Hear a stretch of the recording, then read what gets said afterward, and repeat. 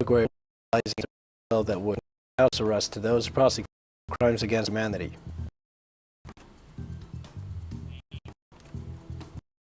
The United States government won an appeal against a British court ruling that had blocked the extradition of Julian Assange from the United Kingdom.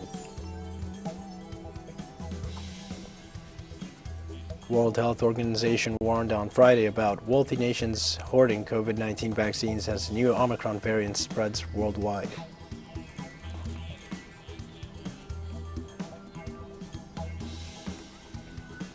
Hi, you're watching From the South. I am your news anchor, Diego Martin. From the Telesur studios in Havana, we begin with the news. Social movements in Uruguay are mobilizing against a bill that would grant house arrest to those prosecuted for crimes against humanity. Demonstrators, among them mothers and relatives of disappeared detainees of the former military dictatorship, as trade unions mobilized to reject the bill by 3 senators from the far-right Open Cabildo Party, a member of the governing coalition with a large military membership led by a former commander-in-chief of the army. The bill would grant house arrest to all convicted persons aged over 65, regardless of their crimes. The opposition Broad Front underlined that the protest ratifies its commitment to truth and justice and the firm desire that the atrocities that occurred during the last dictatorship are never again committed in Uruguay.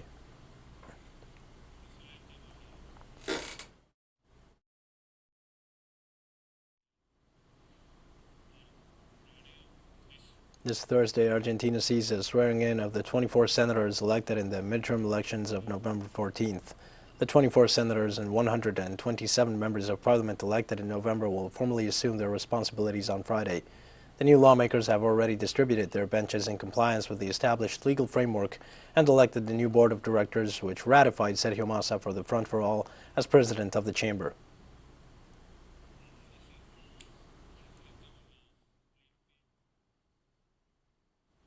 A group of jurists have filed a new impeachment request in the Brazilian Chamber of Deputies against far-right President Jair Bolsonaro, based on the report of the Parliamentary Commission of Inquiry on his management of the COVID-19 pandemic.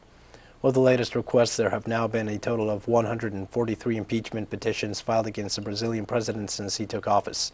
On this occasion, the petition was filed by jurist Miguel Reale Jr., together with 3 senators.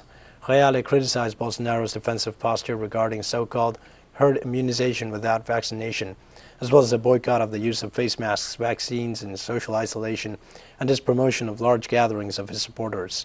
He further commented that these actions by Bolsonaro endangered the lives and health of an undetermined number of people, stressing that the president did nothing more than conspire against the very law he had enacted, which established a plan to combat the pandemic.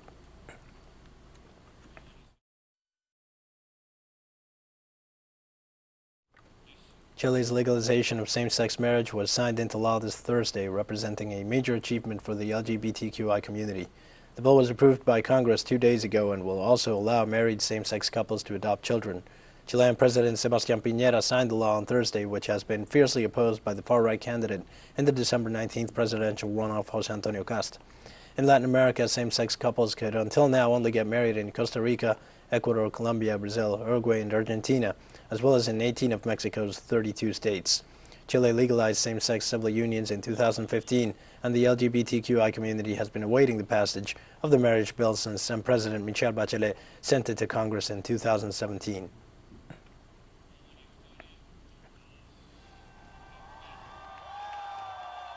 While the AIFA International Electronic Music Festival returns to Cuba this December for its 5th edition, bringing together artists from Latin America and Europe.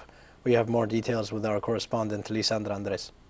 The AIFA Festival returns to the Cuban culture scene this December.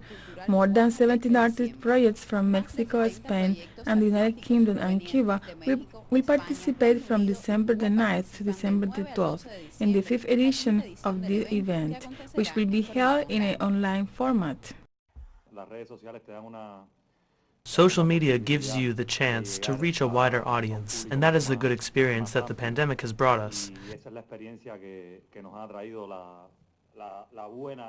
which has allowed us to open up a little more on the path to reach a significant audience, even international. Playing by its organizers. Since its creation, the AAF encourages the artists who participate to investigate and deepen their knowledge of the rhythmic roots of the Cuban music, a proposal that seeks to make the festival an international reference for electronic fusion where young creators of this genre in Cuba can showcase their work. The festival has, of course, its primary objective, which is to explore the roots, to recover a little bit of the rhythms of Cuban music that are inevitably falling into oblivion. But when you combine them with electronic music, you bring them closer to new generations, and therefore you give a second life to those rhythms. This year's edition presents a lineup with a renewed representative of the Cuban music and also gives visibility to women in the electronic music genre. Musical performances and workshops with important artists will merge as part of this gathering. We're more. We're reinventing ourselves. We have merged with dance, with musicians, with other artists, with DJs. Many artistic expressions have been introduced within the festival. And that is the idea. Everything is about Cuba, from the roots to the most contemporary. For 5 years, AEF has been working to place Cuba in the world circuit of electronic music and to bring the younger generations closer to the cultural roots of the country, with its distinctive seal of fusion between different rhythms, a festival, as its organizers assure, created in Cuba and designed for the world. Lisandra Andrés, Telesur, La Habana, Cuba. We'll be right back after this very short break. Don't go away.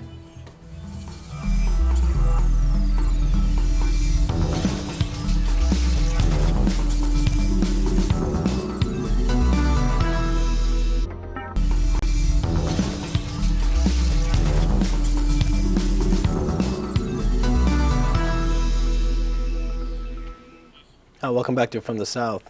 On Friday, the High Court of Justice in London approved the extraditing the Australian journalist Julian Assange to the United States. As soon as the decision was known, Reporters Without Borders expressed its rejection for the possibility of extradition, saying it will bring dangerous consequences for the future of press freedom in the world. Two appeal judges accepted U.S. assurances that the WikiLeaks founder would not face the strictest measures before any trial or after conviction. The London Court of Appeal returned to the case of Assange's extradition to the U.S. to a lower court in Westminster while the WikiLeaks founder remains incarcerated. However, Assange's defense still has the right to challenge the verdict by filing an appeal. If extradited, tried, and convicted, he could be jailed for up to 175 years, although the exact sentence is difficult to estimate.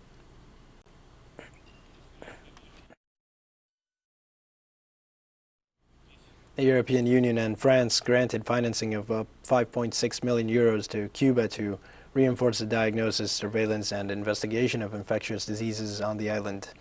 The French ambassador to Cuba, Patrice Paoli, said the funding will allow to strengthen the laboratory capacity of parasitology, virology, bacteriology, and ecology, in addition to creating a state-of-the-art laboratory for the diagnosis and research of infectious diseases. The diplomat explained that the coronavirus pandemic put the Franco-Cuban cooperation to the test, having to relocate resources for 66 respirators, 100,000 personal protective equipment, and 1 million diagnostic tests, among others. The representative of the European Union delegation in Cuba, Andrea Rossi, stated that the epidemiological surveillance system can be a pioneer and a reference in the region.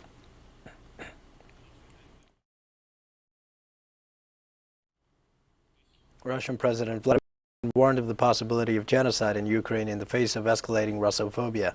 The comments came in response to questions from reporters at a time of heightened tensions as Ukraine continues a military buildup on Russia's borders, with the backing of Western powers led by the United States.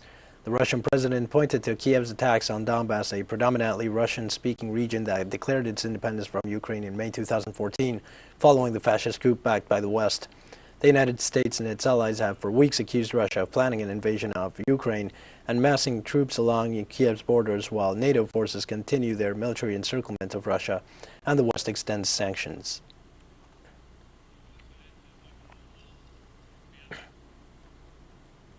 The United States is seeing a new rise in workers' power. In the latest example, workers at 2 Starbucks cafes in Buffalo, New York, won a decisive majority in voting to establish a union. Employees hugged and cried tears of joy at the union office as the ballots for the first shop to unionize surpassed the threshold. The outcome was also cheered on by 2 of the most prominent U.S. progressive politicians, Senator Bernie Sanders Alexandria Ocasio-Cortez, who congratulated the workers for persevering through a difficult campaign. Under the banner of Starbucks Workers United, about 50 employees at cafes in this city launched the campaign in late August, seeking to become the first Starbucks stores to unionize of the over 8,000 corporate-owned locations in the U.S. Organizers say Starbucks rushed to hire new staff ahead of the election and launched a campaign of psychological warfare urging employees to vote no to unionizing.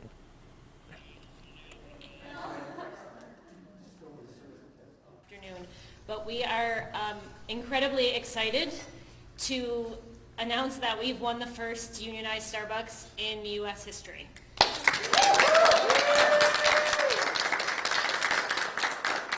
has been an unbelievably long road to get to this point. We did a count today, and it has been 102 days since we filed our petition for unionization. All the way until now.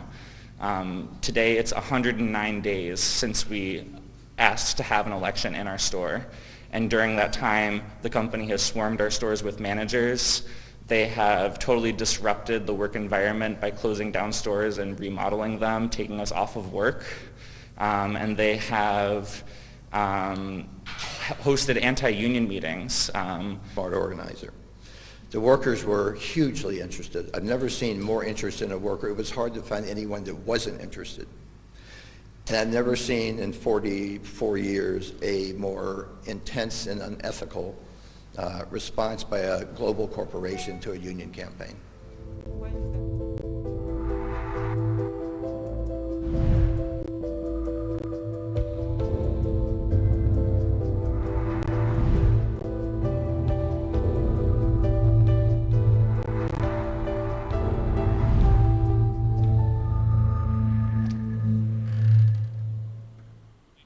The European Medicines Agency announced on Thursday the safety and effectiveness of issuing booster doses of COVID-19 vaccines as soon as 3 months after the initial course, down from previous guidance of 6 months. Is to administer booster preferably after 6 months. The data currently available support safe and effective administration of a booster as early as 3 months from completion of the primary vaccination, should such a short interval be desirable from a public health perspective. Of note, today, cases appear to be mostly mild. However, we need to gather more evidence to determine whether the spectrum of disease severity caused by Omicron is different from that of all the variants that have been circulating so far. Only time will tell.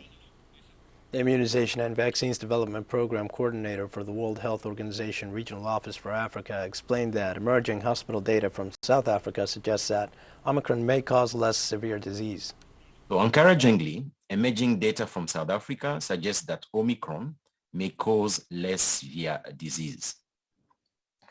Data which looked at hospitalization across the country between 14 November and 4th December found that ICU occupancy was only 6.3%, which is very low compared with the same period when South Africa was facing the peak, which was linked at that time to Delta variant, and I'm talking about July this year. 3 sub-regions in the continent have reported an increase in cases. This is 2 more compared with the previous week. The Southern Africa region has recorded the highest increase with a weekly case rise of 140%, mainly due to an upsurge in South Africa. We have more stories coming up after this final short break. Stay with us.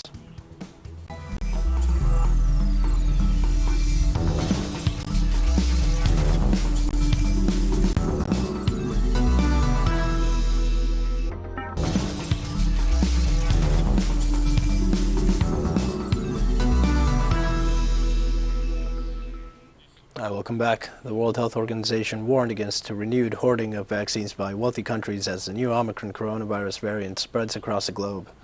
Although the number of doses being delivered to lower-income countries through the COVAX vaccine sharing program has increased in recent months, there is a good chance that richer countries will return to reducing the supply of jabs to ramp up their own booster programs. According to the Vaccine Alliance, Gavi, COVAX has shipped more than 600 million doses of vaccines to more than 100 countries or territories since February. A key problem for COVAX has been wealthy countries donating COVID-19 vaccines with a relatively short shelf life, while noting that wastage rates were also high in some wealthy countries.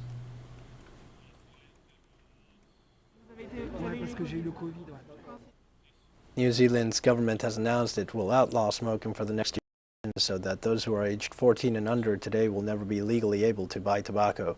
According to Associate Health Minister Ayesha Viral, the new legislation means the legal smoking age will increase every year to create a smoke-free generation of New Zealanders. The government announced a rising age alongside other measures to make smoking unaffordable and inaccessible, to try to reach its goal of making the country entirely smoke-free within the next 4 years. Other measures included reducing the legal amount of nicotine in tobacco products to very low levels, cutting down the shops where cigarettes could legally be sold, and increasing funding to addiction services. The new laws will not restrict vape sales, though. Health of New Zealanders at a large. We want to make sure young people never start smoking, so we are legislating for a smoke-free generation by making it an offence to sell or supply tobacco products to those aged 14 when the law comes into effect. As they age, they and future generations will never legally be able to purchase tobacco, because the truth is there is no safe age to start smoking. Tanzania marked the 60th anniversary of its independence with a military parade and the presence of leaders of neighboring countries. The parade included drills by school children with leaders such as Kenyan President Uhuru Kenyatta and Rwandan President Paul Kagame in attendance. The former British colony known as Tanganyika secured its independence in 1961, officially becoming Tanzania after merging with Zanzibar 3 years later and adopting a system of multi-party democracy in 1992. The independence movements of the two nations had worked together in their struggles led by the Tanganyika African National Union and the Afro-Shirazi Party, respectively. Tanzania First Woman President Samia Suluhu Hassan took office in May of this year.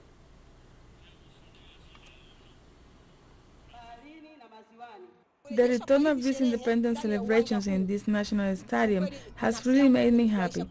We were used to these kind of celebrations, but they have been cancelled and postponed for a while. When the government decided to bring them back, it really made us happy, and that's why you saw a great turn of our citizens. But above all, what really made most people happy, including myself, is seeing that we have a strong and well-equipped military. Tanzania has really made a huge step growing both economically and industrially in the past 60 years, and this economic growth has resulted in an increase of local and foreign investors. This is a great step for us, but also the infrastructure in our country has really been improved, which has resulted in bringing development to our country.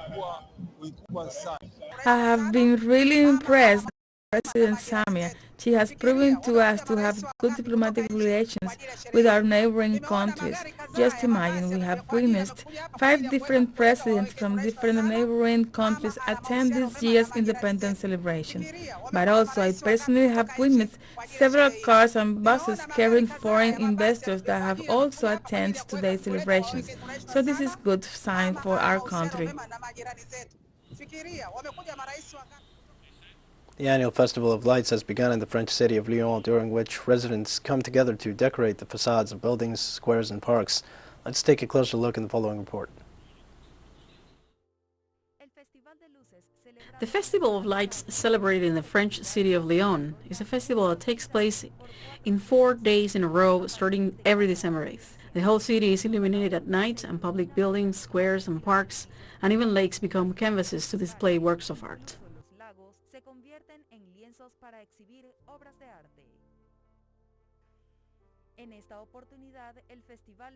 On this occasion, the festival will take place in 27 areas of Lyon, forming part of the backdrop of 31 light and sound shows that make visible the art exhibited by upcoming creators who make up 70% of the participants in this technological and cultural event, which has been held for more than 3 centuries.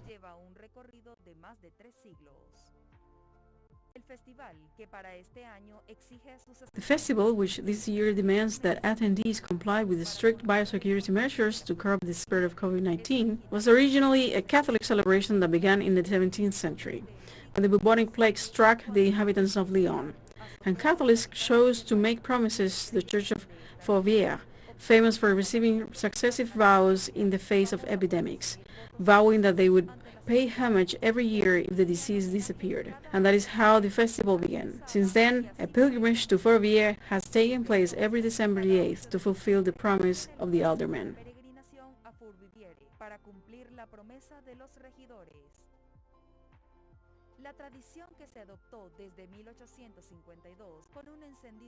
The tradition, adopted since 1852 with candle lighting on the evening of December the 8th, is considered the fourth biggest festival in the world in terms of visitors. Over time, it became a secular celebration that allows the spotlights to shine on this metropolis each year. While given the technological advances since 1989, and under the leadership of the city's former mayor, Leon's landmarks are with lights and artistic arrangements that give life to this legendary city.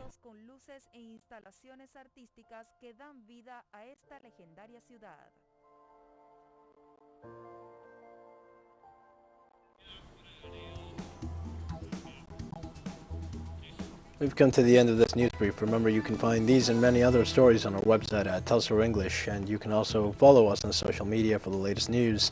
We're on Facebook, Twitter, Instagram, and Telegram. For Telstar English, I'm Dio Martin. Thanks for watching.